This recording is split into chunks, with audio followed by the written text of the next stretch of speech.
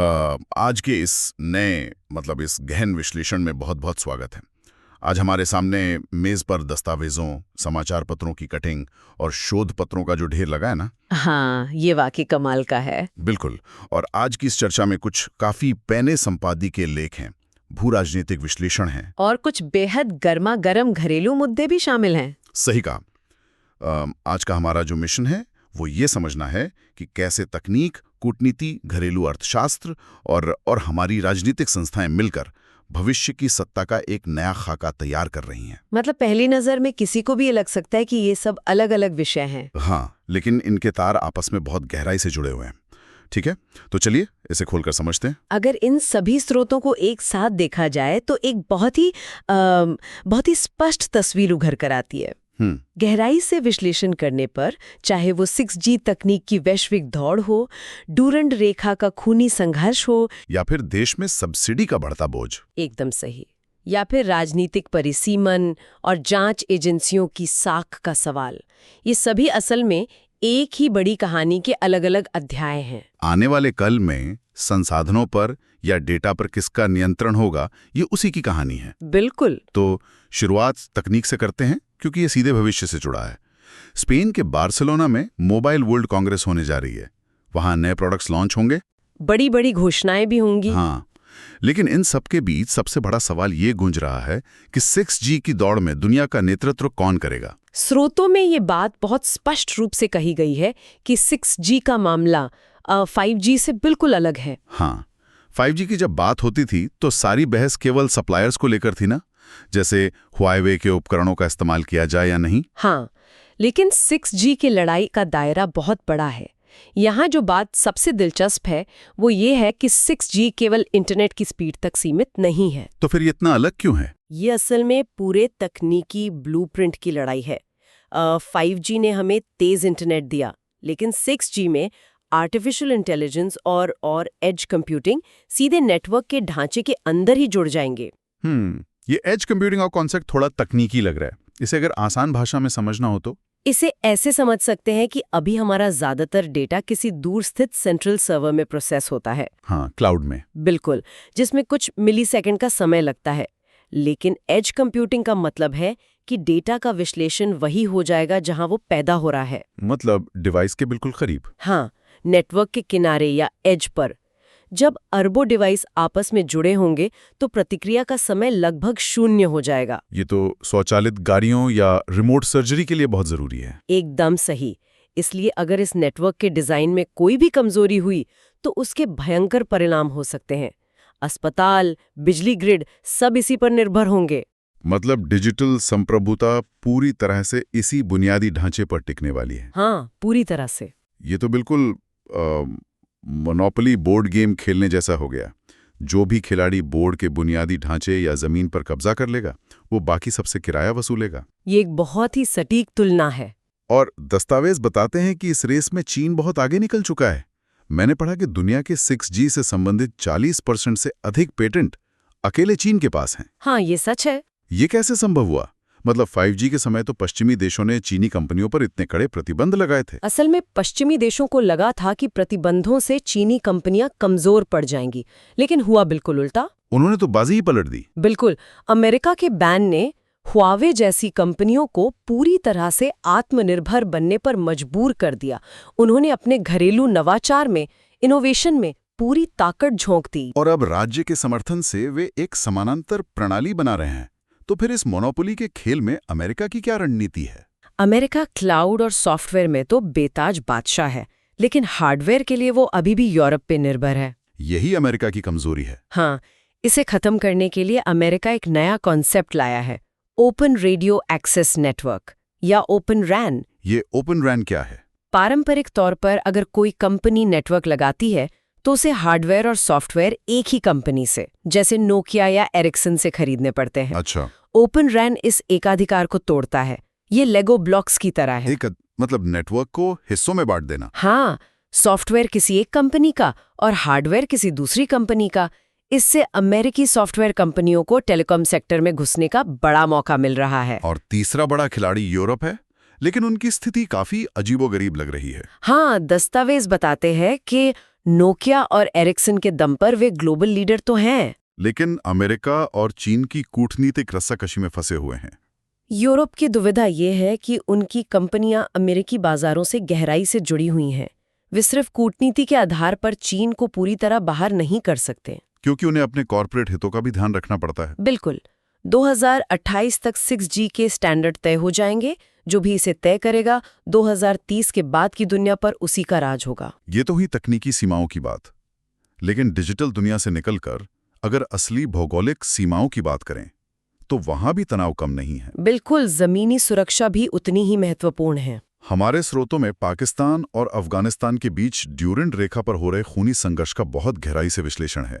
खबरें हैं कि पाकिस्तान ने हवाई हमले करके 133 अफगान लड़ाकों को मारने का दावा किया है। और अफगानिस्तान का कहना है कि उन्होंने 55 पाकिस्तानी सैनिकों को मार गिराया है। ये कोई छोटी झड़प नहीं है।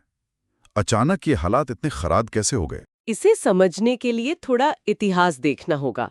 अगस्त 2021 में जब तालिबान ने सत्ता पर कब्जा किया था तो पाकिस्तान में जश्न मनाया गया था। हाँ, पाकिस्तानी सेना को लगता था कि अफगानिस्तान उनकी मुट्ठी में रहेगा, एक तरह से उनका 5वां सूबा बन जाएगा। लेकिन पासा पलट गया। तालिबान ने सत्ता में आते ही सबसे पहले तहरीके तालिबान पाकिस्तान यानी टीटीपी के लड़ाकों को आजाद कर दिया। और वे लड़ाके पाकिस्तान के अंदर ही सेना के खिलाफ लड़ रहे हैं।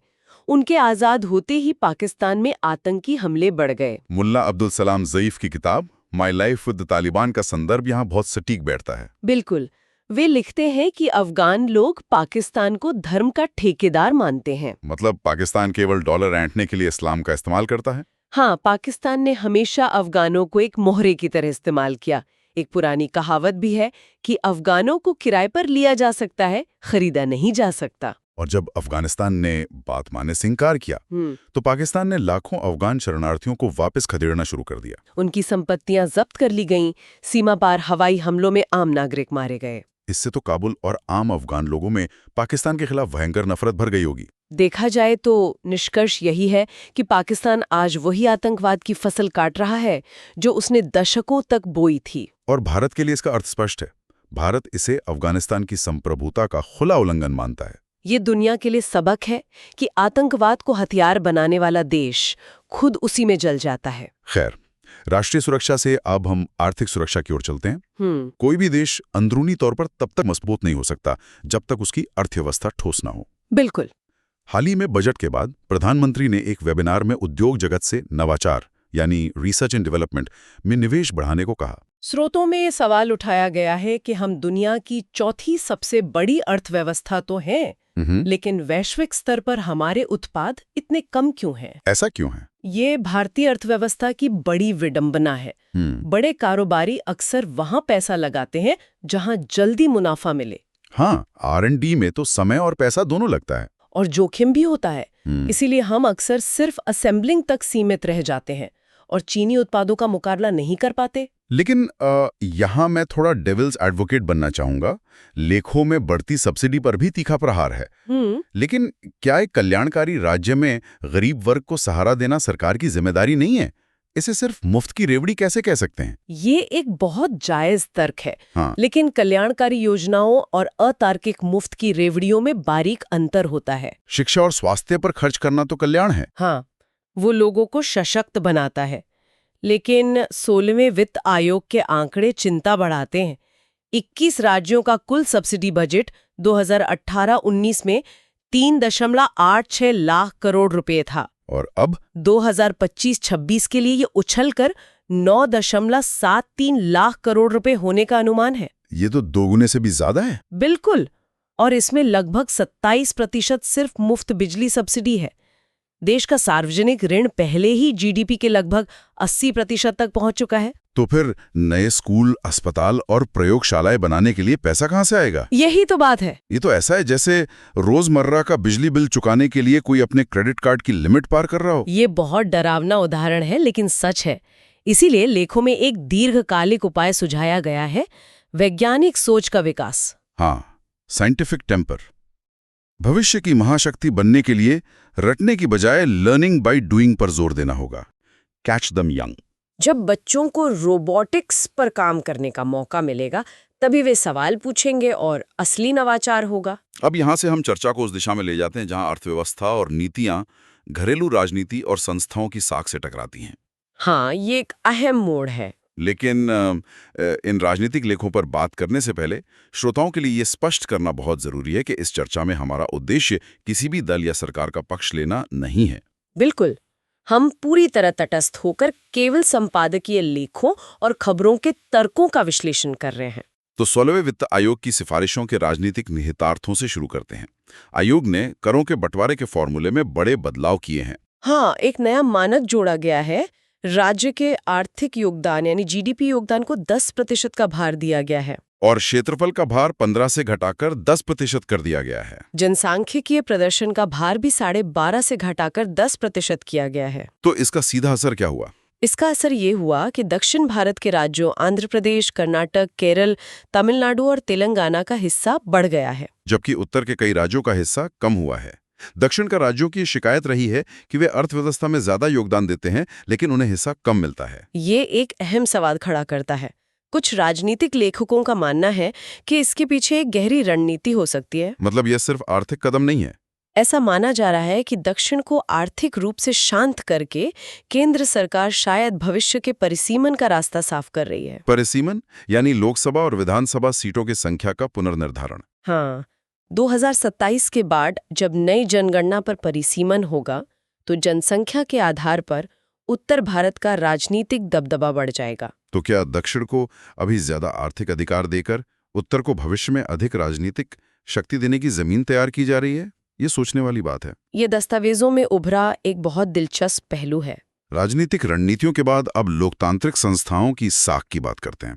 दिल्ली आबकारी नीति मामले में पूर्व मुख्यमंत्री और 23 अन्य लोगों को बरी कर दिया गया। इस मामले में अदालत की टिप्पणियां बहुत सख्त रही हैं।